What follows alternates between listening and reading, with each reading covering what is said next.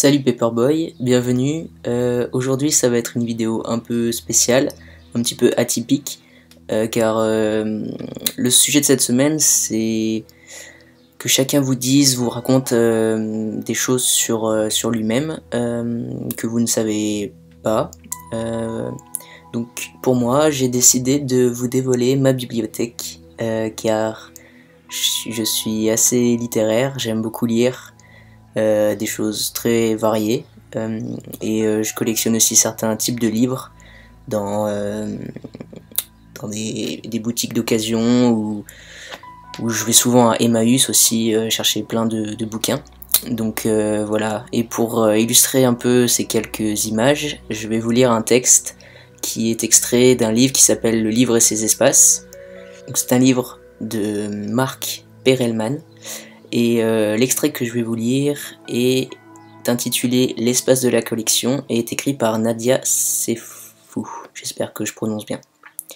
Et ça donne quelque chose comme ceci. Une bibliothèque est tout d'abord la mise en espace d'un lieu qu'on ne peut réduire à ses modalités physiques, bois, rayons des étagères. De même que le livre ne peut se réduire à ses pages, son papier, sa reliure. La bibliothèque est un espace monté, un lieu d'association, de juxtaposition. C'est une construction spatiale faite de livres qui ont une traduction physique. Espace limité, borné matériellement, les ouvrages vont devoir s'y inscrire, y trouver leur place adéquate. Elle sera dès lors le résultat d'un dispositif intellectuel. La bibliothèque est ensuite une relation entre un individu et lui-même. Reflet de son propriétaire, elle peut représenter une sorte de masque ou de visage second. Il serait intéressant de l'appréhender en tant qu'espace de projection particulier. Saisir la vérité d'un être à l'état réfracté, diffracté ou réfléchi, n'est-ce pas un chapitre de la dioptrique?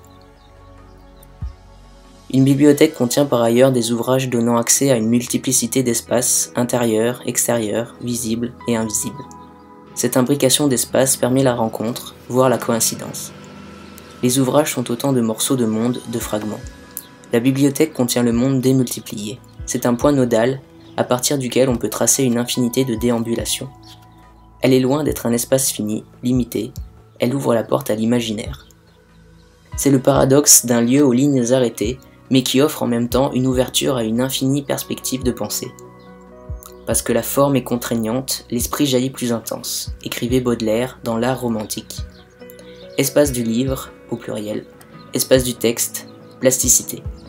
L'espace du livre est un moment de l'étendue. De même, la bibliothèque privée est un édifice qui s'étale plus ou moins dans l'espace.